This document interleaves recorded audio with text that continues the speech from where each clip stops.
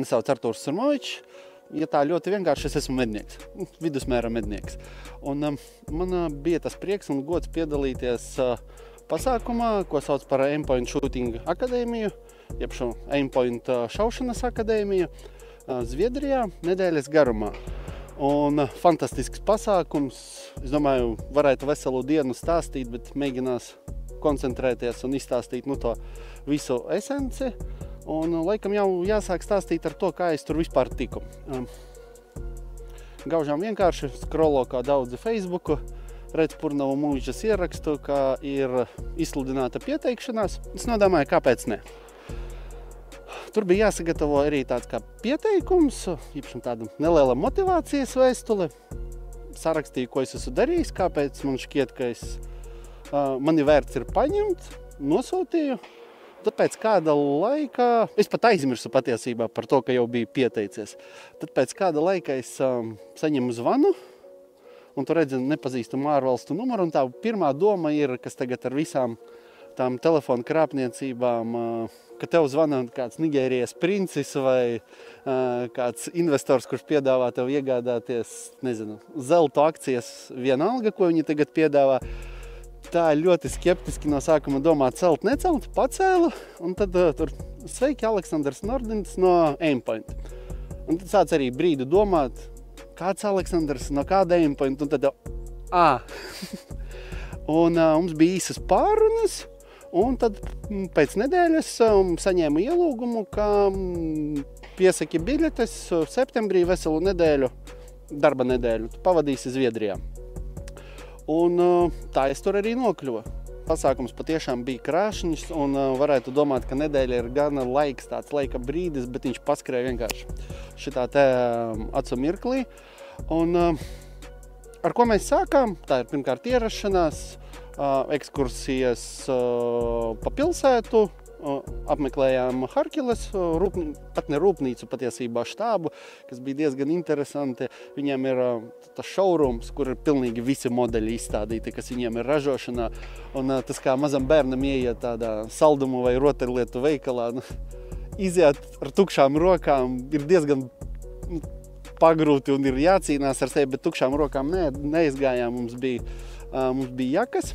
Un tā bija pirmā diena, tad tā ļoti ātri visiem pārējiem notikumiem, kas ir, mums bija gan intervijas, gan ekskursija pa pašu Aimpoint rūpnīcu Malmo pilsētā, ieroču pielāgošana, ar ko principā arī sākas jebkura šaušana un ko mēs dažreiz tā par maz novērtējam vai piešķiram par maz tam nozīmi, jo ir grūti šaut ar ieroci, kas tev neder, precīzi šaut.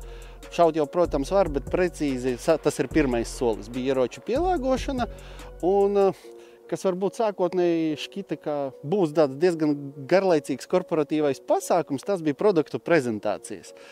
Un tas tiešām bija interesantas, jo tas, ko tur izstāstīja, kā pareizi lietot to instrumentu, kas tev ir, un kā izspiest no viņa maksimumu.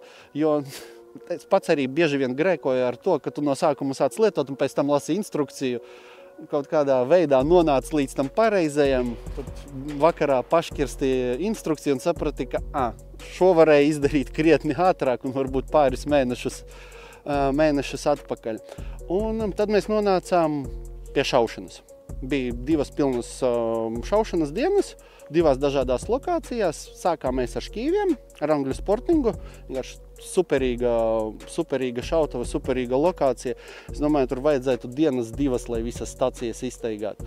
Un mēs šāvām ar beretām, kam virsū bija uzlikts Aimpoint tēmeklis, kas varbūt nav tā baigi pierasts vai parocīgi šaut šķīvis ar punktu, jo vienkārši ir ierasts pa sliedi tēmēt un arī šaut, bet tas patiesībā izrādījās nevis kā tāda disciplīna pati pa sevi, bet sagatavošanās nākamajai disciplīnai šaušanai ar vītņstobru ieroci. Un tur tās daudz tehnikas, kas varbūt varētu šķist, ka ir pilnīgi dažādas. Pēc tam nākamajā dienā šaujot ar karabīni, ar to pašu sarkano punktu, tu saproti, ka tās disciplīnas viņas ir ļoti tuvas. tā tehnika ir un domāšana un koncentrēšanās un mērķi ir pilnīgi identiski, kas šaujot ar bisepa šķīvi, kas ar cūku pa skrejošo mērķi. Un, ja to saproti, tad nākamajā dienā ir krietni interesantāk. Kas bija interesants, teiksim, fakts par to šaušanas līmeni, no tiem, kas ir piedalījās pirmajā dienā, kad mēs bijām lidostā, tikko atlidojām, gaidījām, kad mūs satiks. Un vedīs tālāk, ar džekiem vienkārši aizējām kafejnīcā, dzērām kafiju, un tad viens vācietis, austrietis viņš bija, un viens šveicietis savā starpā runāja, viņš tur bija Dānijā, man liekas, šķīvi šaušanas čempionātā, vārds pa vārdam, un es te vienā brīdī saprotu, ka viņi nebija kā skatītāji. Viņi bija kā dalībnieki un ar diezgan labām vietām. Tā kā to dalībnieku šaušanas līmenis dažiem bija tiešām ļoti augsts. Visādi citādi no dalībniekiem, sākot no 18 gadiem, bija, man liekas, vecākajiem bija 50. Tāpēc tā publika bija ļoti dažāda un ļoti interesanta. Un tā ir, teiksim, es pat teiktu godīgi, tā ir vēl viena no pieredzēm, kas bija viena no visvērtīgākajām iepazīt medniekus no citajām valstīm. Jo varbūt valstis dažādas, medījamie dzīvnieki dažādi, medības dažādas, bet visiem ir viena izpratne, visiem ir vienādi joki, vērtības un principā tu satiec cilvēku, kuru redzi pirmo reizi, bet sajūta, kā jau medībās, ka esi saticis sen neredzētu čomu. Kas man ir jāatzīst, patiesībā esmu tāds diezgan vidusmēra šāvējs. Es neesmu sportists, sporta meistara kandidāts vai tam līdzīgi, bet kas mani pārsteidza tur, nevis tas, ko viņi mācīja, bet kā viņi mācīja, jo viņa visa tā metodika izstrādātā ir pietuvināta ļoti medībām. Sākot, teiksim, kaut vai ar ļoti vienkāršu lietu, mēs šaujot sēriju, ielādējam vienu patronu, izšaujam, izlādējam, noliekam ieroci, tad pielādējam nākamo, tad turpinam. Viņiem, kas bija diezgan principiāli, ka tu pēc šāviena momentāli pārlādē, lai tu esi gatavs šaut nākamo, ja nepieciešams, veikt nākamo šāvienu. Pat, ja tev ir ielādēta tikai viena patrona. Otrs, kas bija tāds diezgan interesants moments, un aicināja ieņemt tās vietas šautuvē, paņem patronus, visi, protams, ko izdara, noliek patronus uz zemes. Un tad instruktoram jautājums, jūs tā medībās arī tā darat, ka noliekat uz zemes vai tomēr patronus kabatā turat? Standarta atbilde bija, liekam kabatā. Tad lūdzu arī salieciet tās kabatā, lai viss tas process, kam tu trenējies, ir maksimāli pietuvināts medību situācijām. No kā ir izriet vēl viens moments, mums ļoti patīk domāt par punktiem, cik mēs punktus sašaujam. Viņu cūkā, kas bija, punktus vispār neredzi. Tev ir vienkārši liela cūkas fotogrāfija, pat ne lielas tāda pērniķa, un ar tādu raustītu līniju ir iezīmēta siluets, tā, kā viņi sauca, tā motortelpa, kas ir sirds plus plaušas. Cūkai, kā viņi saka, ir pilnīgi vienalga, tu trāpi 10-niekā, 7-niekā vai 6-niekā. Kamēr tev tas trāpījums ir tajā nāvējošajā zonā, tu esi sasniedzis savu mērķi ātri, ētiski nomedīt medījamo dzīvnieku. Savukārt vispārējais par to nav jēgas stresot, jo tajā brīdī, kad tu sāc domāt to, kas ir varbūt tālšaušanas tā standarta pieeja, kā aim small, miss small, šeit viņa pilnīgi nestrādā. Ja tu aim small, you're gonna miss big. Tāpēc koncentrējies uz to lielo vienkārši blāki, kas ir lielāks par A4 lapu, un mēģini dabūt lodi tur iekšā. Un ja tu spēj dabūt to lodi iekšā navējošajā zonā, ar treniņiem tev tā grupa sarausies, ko varbūt pēc tam arī varēs izmantot sporta sacensībās. Bet pats galvenais, lai medībās tev šāviens ir drošs, nāvējošs un nenodara medījamajam dzīvniekam nevajadzīgas ciešanas, kas ir medību ētikas pamatprincips. Dzinēju medību situācijās mēs visi lieliski apzināmies, ka tā nav gaida, tur viss notiek ļoti dinamiski, lēmumu vajag pieņemt ātri, izvērtēt nenormāli daudz apstākļus, drošības, vai dzīvnieks ir medījams un tam līdzīgi, un tad raidīt šāvienu. Un aimpoint ir tas instruments, kas ļoti labi palīdz to izdarīt. Jo tu vari turēt abas acis vaļā, tu vari perifērijā redzēt apkārtni, novērtēt, un tas tev arī palīdz to ātro, precīzo šāvienu veikt. Jo jautājums, kāpēc Aimpoint? Tirgu patiesībā ir diezgan daudz piedāvājumu ar sarkanajiem punktiem, kolimatoriem, vai kā viņus pareizi sauc. Bet vismaz man pašam personīgi ir tā pieeja, ja tu pirmā lieta, ja tu meklē tēmu binokli ar tālmēru, tai pie viena ražotāja. Ja tev vajag karabīni, tev arī ir viens ražotājs, un piedošana, tas nav Blazeris, bet tas ir Mauser, jo Mauser ir principā visu moderno karabīņu tevs. Savukārt, ja tev vajag sarkano punktu, laikam loģiski ir izvēlēties to, kas ir to tehnoloģiju pašā augšā. Tos, kas viņus ir izdomājis un arī radījis. Šajā gadījumā tas ir Aimpoint. Otra lieta, kas ir, teiksim, tā ir vienkārši fenomenālākā kvalitātes kontrole, kas viņiem ir rūpnīcā. Jo, principā, jebkurš tēmeklis ir testēts tādiem apstākļiem, kuri medniekiem diez vai kad gadīsies normālos apstākļos. Jo, es nevaru iedomāties daudz situāciju, kur tu tā no sava prāta nonāksi 50 metru dziļumā un priecāsies zem ūdens. Un priecāsies par to, ka tev tēmeklis nelaiž cauri ūdeni. Kas ir vēl nākamais, viņi ir viena no retējiem, kuriem tās augtās 50 000 stundas, ko tur baterija, ir tā, ja tā var teikt, godīgās. Jo daudzi to atrisina ar to, ka tev ir mehānisms, kas sagāžot, paceļot, vienkārši to punktu izslēdz.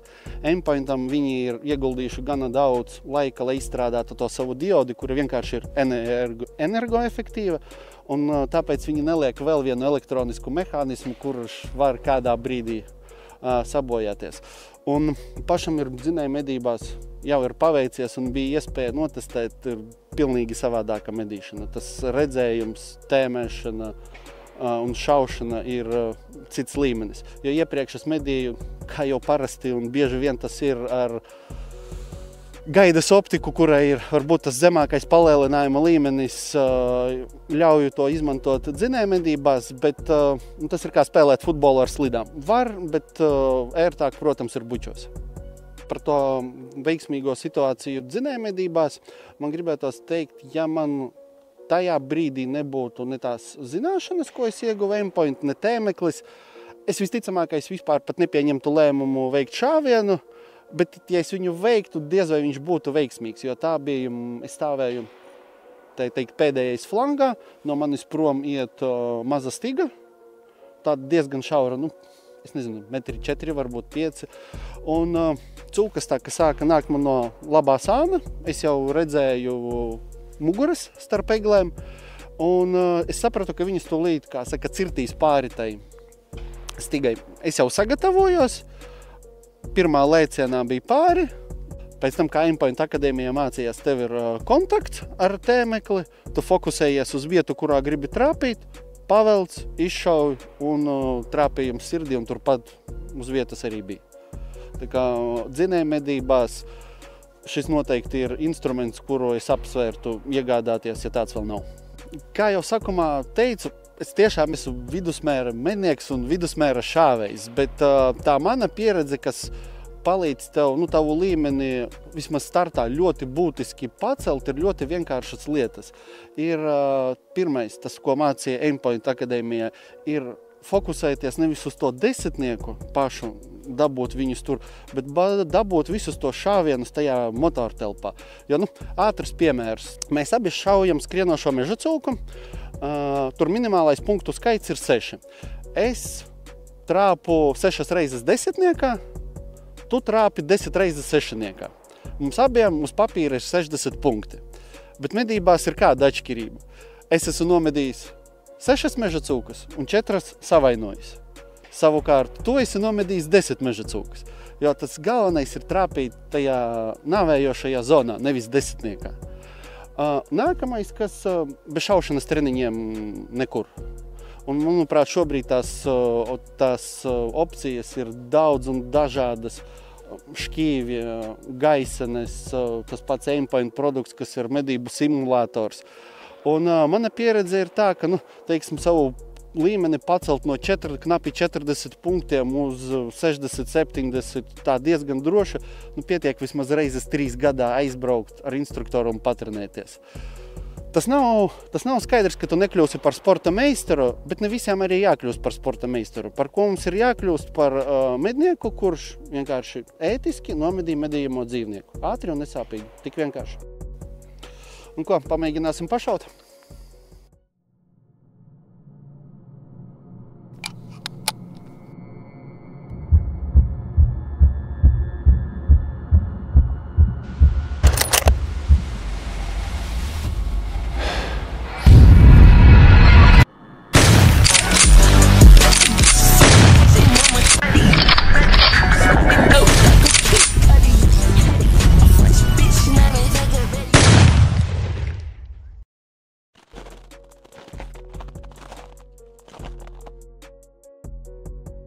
Tad pirmās sērijas rezultāti 10, 9, 6.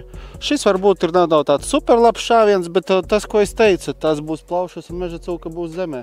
Ar pirmajiem 2 arī zemē. Šeit 10, tiešām 10 un arī 9.